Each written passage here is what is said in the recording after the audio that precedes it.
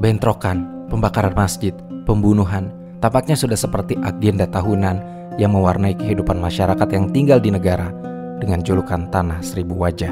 Sebuah julukan yang mencerminkan kekayaan budaya dan keragaman etnisnya. Negara ini telah menghadapi persoalan serius dalam hak asasi manusia serta kesetaraan agama yang kian rumit seiring berjalannya waktu. Pada dasarnya, persoalan tersebut tidak terlepas dari sejarah yang panjang dari era kolonial hingga kondisi politik sosial yang mempengaruhi kehidupan bernegara di India ini. Dalam membicarakan India dan diskriminasi umat Islam, kita akan menggali akar permasalahan untuk setidaknya sedikit mengenal dan mengetahui ketegangan apa yang terjadi di India saat ini, serta cukup memahami bahwa akar permasalahannya memanglah sangat rumit untuk diatasi.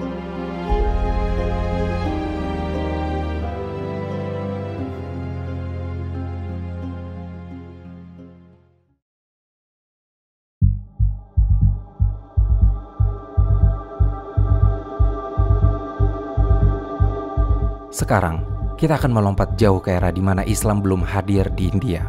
Pada abad ke-6, negara ini telah membangun hubungan perdagangan dengan para pedagang Arab yang memang biasa mengunjungi pesisir Konkan Gujarat dan pesisir Malabar. Sejarawan Eliot dan Dawson mengatakan dalam buku mereka The History of India as Told by Its Own Historians bahwa kapal pertama yang membawa para pelancong Muslim sudah terlihat di pantai India sejak awal tahun 630 Masehi. Selain itu, Rawlinson dalam bukunya yang berjudul Ancient and Medieval History of India mengklaim bahwa Muslim Arab menetap pertama kali di pantai India pada akhir abad ke-7 Masehi. Para pedagang-pedagang Arab Muslim inilah yang kemudian menyebarkan agama Islam ke India. Awalnya, Islam dibawa ke Kepulauan Lakshadweep yang terletak tepat di sebelah barat pantai Malabar oleh Ubaidullah pada tahun 661 Masehi. Dia menetap di India hingga kematiannya dan makamnya diyakini terletak di Pulau Androth. Namun, meski sejarah dunia mencatat bahwa Islam baru masuk dan menyebar di India pada tahun 661 Masehi, tapi legenda dan sejarah yang ada di India menuliskan bahwa Masjid India pertama dibangun sudah sejak tahun 624 Masehi di Kodunggalur, Kerala pada era dinasti Chera karena penguasa terakhirnya yaitu Raja Cheraman Parumal masuk Islam. Diketahui bahwa Masjid India pertama adalah Masjid Cheraman Juma yang diperkirakan dibangun pada tahun 629 Masehi oleh Malik Dinar, seorang cendekiawan dan musafir Muslim yang datang setelah kematian Raja Cheraman Parumal untuk meneruskan penyebaran Islam. Beberapa sejarawan juga masih berdebat soal masjid pertama ini karena ada versi lain yang menyatakan bahwa masjid pertama didirikan di Gujarat sekitar tahun 610 dan 623 Masehi. Terkait penyebaran Islam, kemungkinan komunitas Mapila yang ada di Malabar adalah komunitas pertama yang masuk Islam, hingga penyebarannya meluas dengan kegiatan dakwah intensif yang dilakukan di sepanjang pantai. Di tahun 672 Masehi, Muhammad bin Qasim, jenderal Muslim berusia 17 tahun, menjadi orang pertama yang memimpin serangan ke anak benua India dan berhasil mencapai Sindh. Di abad ke-8 Masehi itu, pertempuran antara kekhalifahan Umayyah dan kerajaan India terjadi sehingga membatasi kampanye Umayyah di India dan menahan kampanye itu hanya sampai di Sindh. Lalu, sekitar abad ke-10, ada kerajaan nomaden Muslim di Asia Tengah yang bernama Ghaznawi, dipimpin oleh Mahmud dari Ghazni yang melakukan serangan Muslim kedua. Serangan ini lebih ganas dengan strategi menyerang dataran barat Laut Asia Selatan. Pertempuran ini berhasil menginvasi India dan membentuk Kesultanan Islam Delhi pada tahun 1206. Kesultanan ini juga menguasai sebagian besar wilayah India Utara, hingga kemudian serangan lanjutan dilakukan untuk menargetkan India Selatan. Sayangnya, kemudian Kesultanan Delhi jatuh akibat konflik internal di dalamnya sebelum menguasai keseluruhan wilayah India. Meski begitu, di era kekuasaan Kesultanan Delhi, sudah terjadi sintesis peradaban India dan Islam yang membawa pengaruh signifikan terhadap budaya dan masyarakat India. Periode ini mencakup perkembangan arsitektur Indo-Islam, pertumbuhan populasi dan ekonomi, serta munculnya bahasa Hindustan. Kesultanan Delhi juga berhasil melawan invasi Mongol pada abad ke-13 dan ke-14 yang datang ingin menghancurkan India. Perannya tidak sampai di situ, sebab dari segi teknologi juga terjadi perkembangan yang terasa dampak perubahannya pada abad ke-13 di India. Kesultanan Delhi mengadopsi teknologi mekanis dari dunia Islam, seperti roda pengangkat air dan mesin pemintal yang sangat berperan penting pada peningkatan efisiensi pekerjaan masyarakat saat itu, yang sebagian besar berprofesi sebagai petani dan pengrajin. Di awal abad ke-16, muncul Kesultanan Mughal yang menguasai India Utara lewat pendekatan yang damai, menggeser posisi Kesultanan Delhi setelah keruntuhannya. Kesultanan Mughal ini tidak memerangi masyarakat lokal yang dikuasainya, tapi justru menggunakan pendekatan yang inklusif melalui praktik administratif baru sehingga mereka bisa membangun pemerintahan yang lebih sistematis dan terpusat. Kesultanan Mughal ini dipimpin oleh Akbar yang bercita-cita untuk menghindari aturan seragam soal ikatan kesukuan dan identitas Islam. Maka kemudian mereka menyatukan wilayahnya yang luas dengan mencontoh budaya Persia, tunduk kepada seorang kaisar yang memiliki status hampir seperti dewa. Akbar juga mengatur kebijakan ekonomi kesultanannya yang memperoleh sebagian besar pendapatan dari pertanian dengan mewajibkan pajak dibayar dalam mata uang perak, dan dia mengaturnya dengan baik sehingga petani dan pengrajin di dalam wilayah kekuasaan Mughal bisa memasuki pasar yang lebih besar serta mendapatkan kesejahteraannya. Hal ini yang membantu India bisa melakukan ekspansi ekonomi di sekitar abad ke-17. Sejarah pun mencatat bahwa Kekaisaran Mughal adalah negara dengan perekonomian terbesar di dunia pada abad ke-17, bahkan lebih besar dari Kekaisaran Qing di Tiongkok dan wilayah Eropa Barat. Namun, kemudian di abad ke-18, kekuasaan Mughal menyusut, sehingga memberi jalan bagi dominasi suku Maratha di beberapa provinsi Mughal, mulai dari Punjab hingga Benggala. Hanya saja suku Maratha tidak lama berkuasa, sebab pada pertengahan abad ke-18, British East India Company menguasai Bengal dan Mysore. Ditambah lagi pemberontakan masyarakat India di tahun 1857 membuat kekuasaan Mughal berakhir di tangan pasukan Inggris serta koloninya, dan India kemudian beralih kekuasaannya dengan dipimpin oleh kolonial Inggris.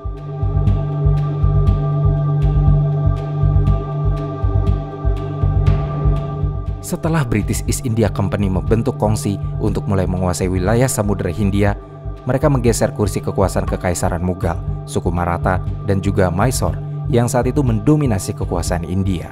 Setelah Perang Pertama untuk kemerdekaan India yang dikenal dengan Pemberontakan India 1857, akhirnya pemerintah kolonial Inggris pun mengambil alih pemerintahan secara menyeluruh untuk mendirikan Kemaharajaan Britania, di mana Burma Britania sempat disatukan ke dalam kemaharajaan ini sampai kemerdekaan India yang sesungguhnya di tahun 1947. Kemaharajaan Britania ini membentang luas hampir di seluruh wilayah India, Pakistan, dan Bangladesh, kecuali untuk wilayah-wilayah kecil yang dikuasai negara Eropa lainnya, seperti Goa dan Pondicherry. India selama masa-masa Kemaharajaan Britania mengalami pemisahan yang terdiri dari dua jenis wilayah, yaitu India Britania dan negara bagian asli atau wilayah kerajaan. Pemisahan ini kelak berujung pada terciptanya wilayah kekuasaan Pakistan yang akan terpecah lagi menjadi Republik Islam Pakistan dan Republik Rakyat Bangladesh. Kekuasaan Inggris yang dinamai Kemaharajaan Britania ini akan berlangsung selama hampir 200 tahun lamanya dan baru berakhir pada tahun 1947 setelah berbagai pemberontakan yang dilakukan masyarakat India. Perlu diketahui bahwa di tampuk kekuasaan pemerintah kolonial yang berlangsung selama itu, tidak cuma pembagian wilayah saja yang terjadi, tapi juga mulai muncul kebijakan-kebijakan khas kolonial yang memperkuat pembagian antara kelompok-kelompok agama dan etnis. Kebijakan dan tindakan pemerintah kolonial inilah yang kemudian mendorong pemberontakan dan konflik antar agama. Makanya saat berjuang untuk kemerdekaan dari pemerintahan kolonial, banyak tokoh-tokoh penting India juga berjuang dalam semangat nasionalisme untuk mempersatukan umat antar agama ini, terutama Hindu dan Islam. Mereka menginginkan India yang tidak terpecah belah. Beberapa tokoh nasionalis India Muslim yang berperan diantaranya adalah Khan Abdur Ghaffar Khan atau dikenal juga sebagai Frontier Gandhi, yang menghabiskan 45 tahun hidupnya di dalam penjara atas perjuangannya dalam memerdekakan dan mempersatukan India. Lalu ada Umar Subani, seorang industrialis dan jutawan dari Bombay yang memberi Mahatma Gandhi biaya kongres dan akhirnya meninggal demi kemerdekaan. Muhammad Ali Jinnah, seorang tokoh nasionalis yang kemudian menjadi pendiri Pakistan, telah menjadi anggota Kongres Nasional India, bahkan ambil bagian dalam perjuangan kemerdekaan dan persatuan India hingga tahun 1920. Muhammad Iqbal yang merupakan penyair dan filsuf terkemuka di India juga menjadi pendukung persatuan Hindu dan Muslim dan India yang tidak terpecah, setidaknya sampai tahun 1930. Ada pula Muhammad Ali Junhar dan Shaukat Ali yang berjuang untuk emansipasi umat Islam dalam konteks India secara utuh, di mana mereka berjuang untuk kemerdekaan bersama Mahatma Gandhi dan Abdul Bari dari Firangi Mahal. Tercatat bahwa hingga 1930-an umat Islam telah menjalankan politik bersama-sama dengan umat lainnya di India. mencita-citakan India yang utuh dalam keberagamannya.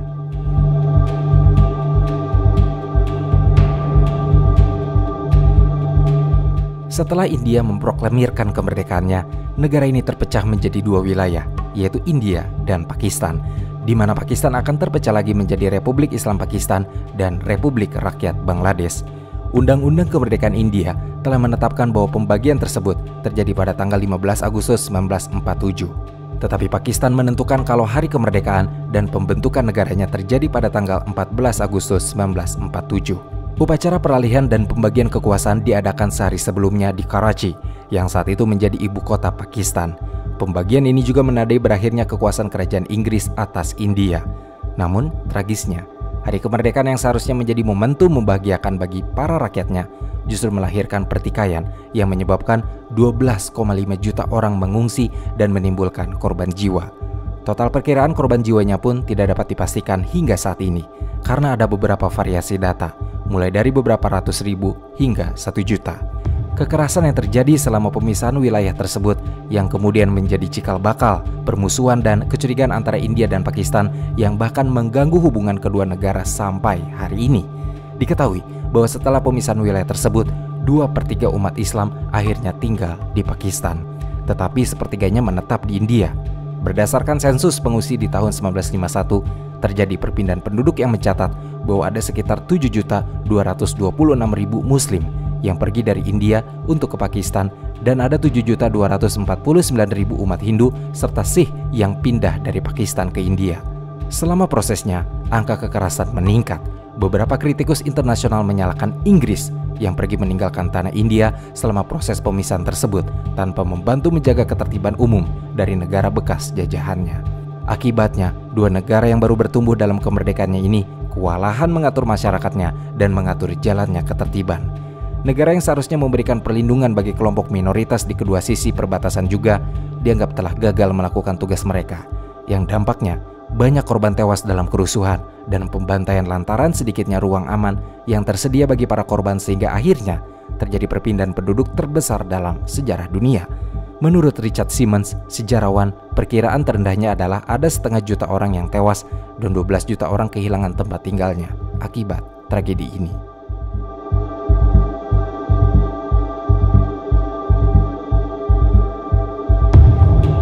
Ketegangan antara India dan Pakistan memburuk setelah terjadi sengketa wilayah di Kashmir. Pemerintah India, pemerintah Pakistan, dan gerilyawan Kashmir memperebutkan masalah kendali atas Kashmir yang memang masih belum terselesaikan hingga sekarang. Konflik ini sebenarnya sudah ada sejak pembagian wilayah India dan Pakistan di tahun 1947. Pada saat itu, para penguasa lokal di berbagai wilayah diundang untuk memilih apakah ingin bergabung dengan India, Pakistan, atau memilih kemerdekaannya sendiri. Namun, Maharaja Hari Singh, pemimpin Jammu dan Kashmir, merasakan kebingungan karena wilayahnya memiliki populasi Muslim yang cukup banyak. Tapi, Maharaja Hari Singh sendiri adalah seorang pemeluk Hindu. Dia akhirnya memilih bergabung dengan India di tahun 1947 yang memicu pertempuran dan konflik. Setelah keputusan tersebut, tercatat bahwa pertempuran pertama antara India dan Pakistan dilakukan di Kashmir.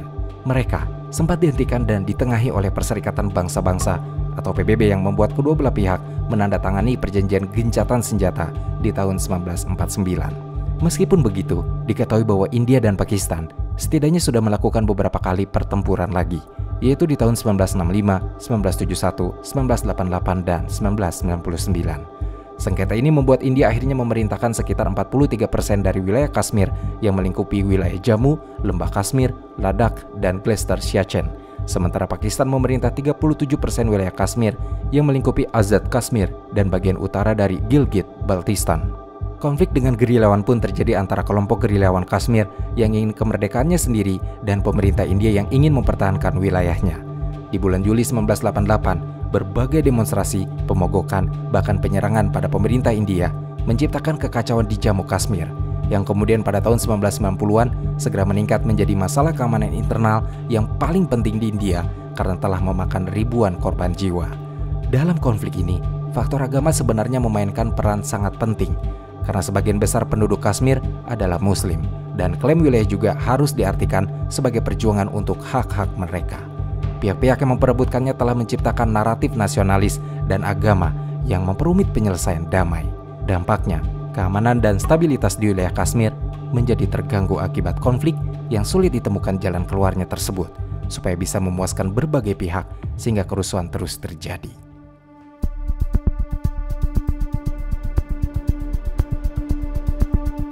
Sejalan dengan konflik Kashmir di pertengahan tahun 70-an, ketika kerusuhan komunal atau kekerasan agama di India terjadi, akhirnya para umat muslim di India dipisahkan dari kelompok lainnya dengan dalih keamanan. Kondisi ini makin parah ketika terjadi kerusuhan dan kekerasan lain antara umat muslim dan umat Hindu di distrik Bhagalpur, Bihar pada tahun 1989. Kerusuhan pun meningkat, bahkan menjadi semacam tren setelah pembongkaran Masjid Babri pada tahun 1992. Dalam situasi ini, beberapa kota besar yang niatnya ingin melindungi muslim akhirnya membuat ghetto atau kawasan terpisah untuk ditempati populasi muslim, sehingga terciptanya perbedaan antara lingkungan yang didominasi Hindu dan yang didominasi muslim. Ghettoisasi semacam ini juga didirikan di Mumbai, Delhi, dan Kolkata yang punya populasi muslim cukup banyak. Sayangnya hal ini yang niatnya ingin memberi keamanan kepada masyarakat muslim malah menjadi petaka baru. Selama kerusuhan antaragama yang berlangsung selama 3 hari di Gujarat pada tahun 2002, beberapa ghetto menjadi sasaran empuk massa perusuh yang menandai pemukiman para muslim. Ghetto akhirnya diperbesar untuk menambah umat muslim yang menjadi korban diskriminasi di luar ghetto. Di wilayah Juhapura, Ahmedabad, populasi muslim yang awalnya hanya 250.000 jiwa bertambah menjadi 650.000 jiwa sejak kerusuhan di tahun 2002. Umat muslim di Gujarat tidak punya pilihan lain selain pergi ke ghetto, apapun status ekonomi dan profesi mereka. Peningkatan populasi di ghetto juga cukup membuktikan bahwa diskriminasi antar agama menguat seiring berjalannya waktu lantaran interaksi lintas budaya berkurang.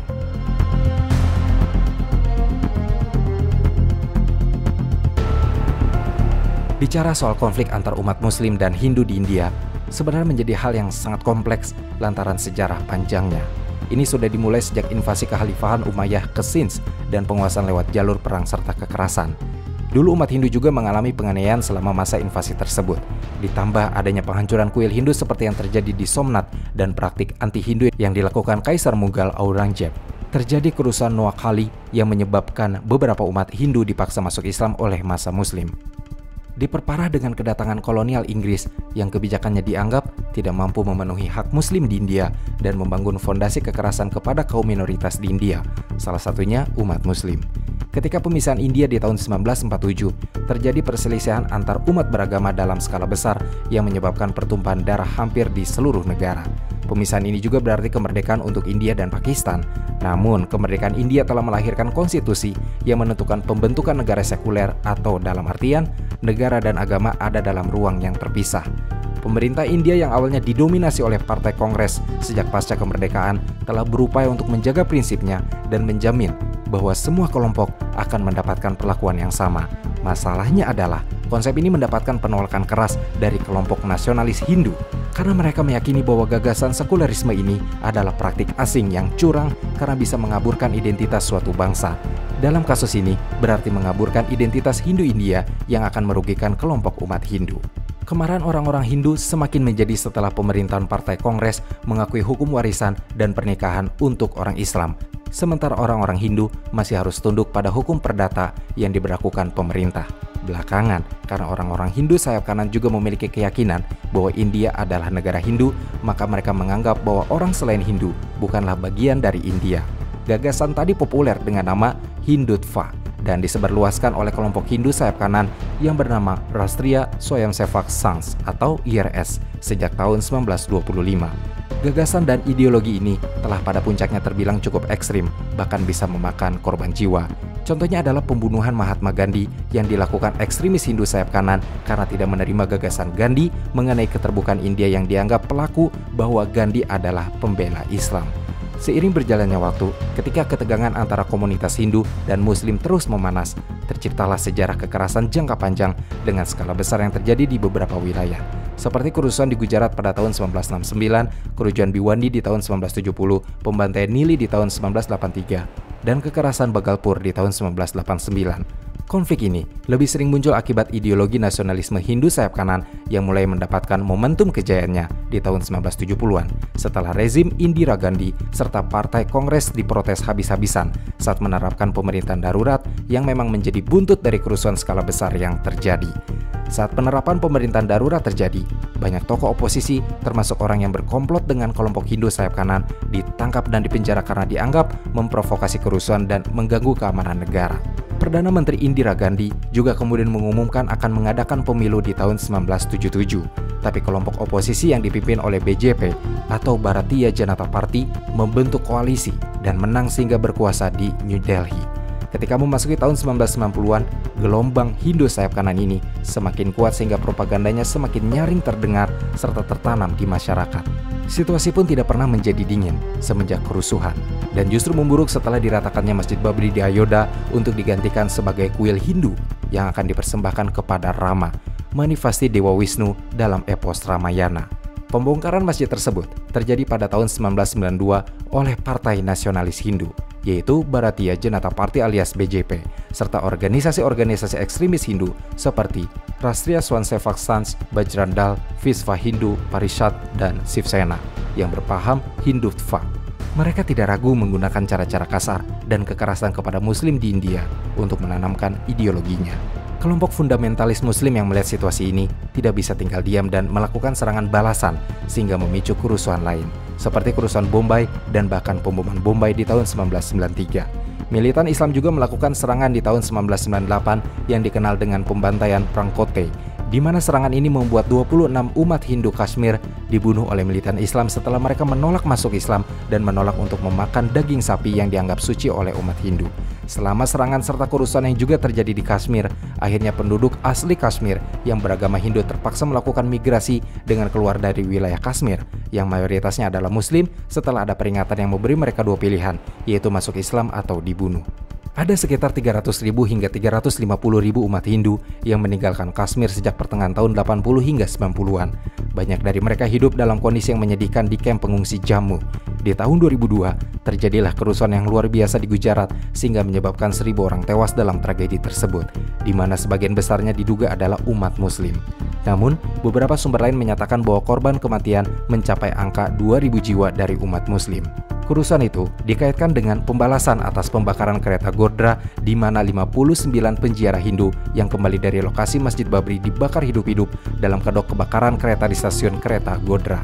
Dalam kasus ini, sebenarnya ada tuduhan bahwa negara terlibat memicu kerusuhannya dan ada tokoh utama yang diduga membiarkan kerusuhan ini terjadi, yaitu Narendra Modi, yang saat itu menjadi pemimpin tertinggi di Gujarat dan saat ini menjadi orang nomor 1 di India dengan jabatan Perdana Menteri. Namun, polisi Gujarat menyatakan bahwa insiden tersebut merupakan tindakan terencana yang dilakukan oleh ekstremis Muslim di wilayah tersebut terhadap peziarah Hindu. Komisi Banerjee yang ditunjuk untuk menyelidiki temuan ini secara independen telah menyatakan bahwa kebakaran tersebut adalah murni kecelakaan dan tidak ada unsur kesengajaan sama sekali. Namun, di tahun 2006, Pengadilan Tinggi memutuskan pembentukan komite semacam itu tidak sah karena penyelidikan lain yang dipimpin oleh Hakim Nanavati Shah masih menyelidiki masalah tersebut. Sayangnya, konflik ini kemudian berbuntut panjang. Pada tahun 2010, terjadi kerusuhan Denggangga di Benggala Barat yang dimulai sejak 6 September 2010. Kerusuhan ini dilakukan oleh kelompok Islam yang melakukan pembakaran dan kekerasan di lingkungan Hindu di Denggangga Kartikpur dan Beliegata di bawah area kantor polisi Denggangga mulai dari sore hari dan berlanjut hingga sepanjang malam, bahkan hingga keesokan paginya. Polisi distrik, pasukan aksi cepat, pasukan polisi cadangan pusat, dan pasukan keamanan perbatasan yang dikerahkan ternyata semua gagal menghentikan kekerasan massa tersebut. Pemerintah akhirnya mengarahkan angkatan darat yang kemudian menggelar pawai bendera di jalan kaki untuk menakuti massa. Hanya saja, kekerasan yang dilakukan kaum Islamis masih terus berlanjut di desa-desa pedalaman yang berada di luar jalan kaki, di mana kekerasan ini berlanjut hingga hari Rabu meskipun Angkatan Darat berada di wilayah tersebut dan memberlakukan perintah larangan kekerasan berdasarkan Undang-Undang Pidana di India. 2 tahun kemudian setelah peristiwa ini, yaitu di tahun 2012, terjadilah kekerasan di wilayah Assam antara penduduk asli Bodos yang beragama Hindu dan kelompok Muslim yang menempati Benggala Timur. Dalam tragedi ini, ada setidaknya 108 orang tewas dan 400.000 orang terpaksa mengungsi untuk menghindari pertumpahan darah yang lebih banyak lagi. Kerusuhan pun kembali pecah di tahun 2020. kali ini bertempat di Delhi yang menyebabkan lebih dari 50 orang tewas dan ratusan lainnya luka-luka. Kerusuhan ini dipicu oleh protes terhadap Undang-Undang Kewarganegaraan yang baru ditetapkan oleh Perdana Menteri Narendra Modi. Undang-undang ini dipandang oleh banyak kritikus sebagai undang-undang yang problematik dan anti-muslim, sehingga dianggap merupakan agenda nasionalis Hindu yang memang dicita-citakan oleh kelompok BJP yang mengusung Narendra Modi selama ini. Di tahun 2022, kota Udaipur di India menerapkan lockdown setelah 2 warganya tewas. Tragedi ini bisa terjadi karena korban yang merupakan penjahit Hindu dianggap mendukung penghinaan terhadap Nabi Muhammad SAW setelah membagikan unggahan yang terkesan mendukung juru bicara BJP. Terakhir, ada kerusuhan yang terjadi pada tahun 2023 lalu, yaitu kerusuhan Haryana yang dipicu dari bentrokan antar kelompok selama proses ziarah Braj Mandal Yatra. Bentrokan ini menyebabkan 7 korban jiwa dan lebih dari 200 orang mengalami luka-luka. Kekerasan dan kerusuhan bermula dari masuknya aktivis Monu Manesar yang berasal dari kelompok Bajrang Dal, di mana Monu saat itu merupakan tersangka pembunuhan 2 pria muslim. Kehadirannya jelas memicu kemarahan komunitas muslim di Mewat. Buntut dari kerusuhan ini adalah pemerintah BJP akhirnya mendapatkan kritik keras karena mengizinkan kehadiran Monu Manesar sehingga menyebabkan serangan terorganisir dalam prosesi tersebut, bahkan hingga memicu tindakan pembalasan. Dampak dari kritik tersebut adalah tanggapan pemerintah yang akhirnya memberlakukan jam malam, menangguhkan internet, dan mengerahkan pasukan tambahan untuk berpatroli. Kritikus tetap menyalahkan pemerintah BJP yang dianggap tidak mencegah terjadinya kerusuhan dan membiarkan situasi yang berpotensi bergejolak itu terjadi.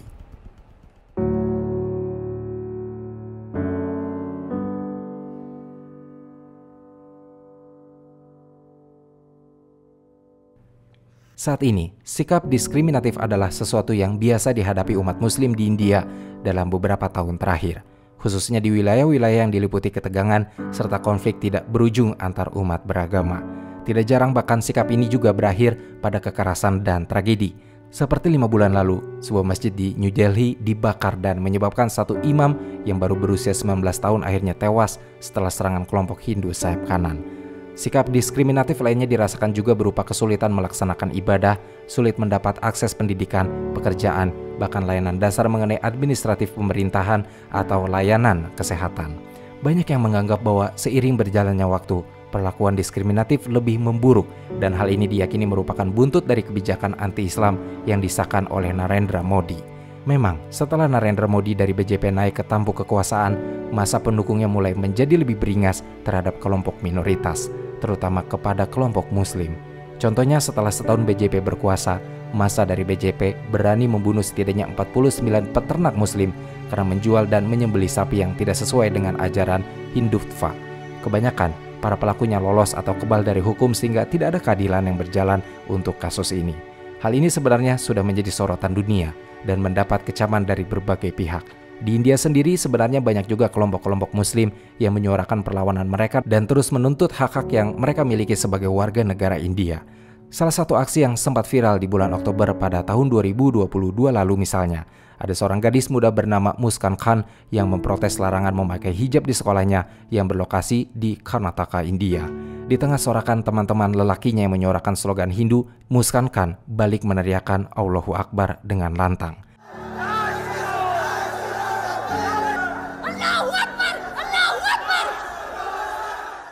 Aksinya ini menuai dukungan dari ratusan umat muslim di India yang ikut memprotes larangan serta kebijakan sekolah yang sangat diskriminatif tersebut.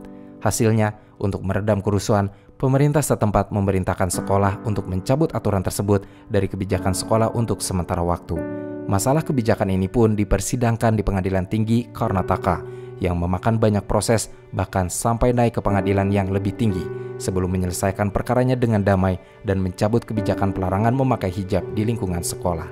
Pada kenyataannya, memang kehidupan sehari-hari umat Islam di berbagai wilayah India juga bisa sangat beragam. Tidak semuanya dipenuhi konflik dan ketegangan. Ada juga beberapa wilayah yang kehidupan masyarakatnya tetap rukun dan harmonis di tengah keberagaman yang ada. Situasi-situasi mungkin bisa terus berubah karena berbagai faktor yang dapat mempengaruhi nasib masyarakatnya. Entah itu faktor politik, ekonomi, dan sosial yang memang bisa menjadi sangat kompleks jika sudah berhadapan dengan kepentingan golongan tertentu. Dalam kasus ini, golongan ultranasionalisme adalah golongan yang cukup memegang kendali dalam membentuk pengaruh di tengah masyarakat dengan menyuarakan ketakutan dan kecemasan bahwa kaum muslim akan menjadi mayoritas di India. sehingga para pemeluk Hindu, khususnya sayap kanan, merasa terancam keberadaannya karena perkiraan populasi umat Muslim akan mengalahkan umat Hindu di India di tahun 2050, menurut hasil riset yang dilakukan oleh Pew Research.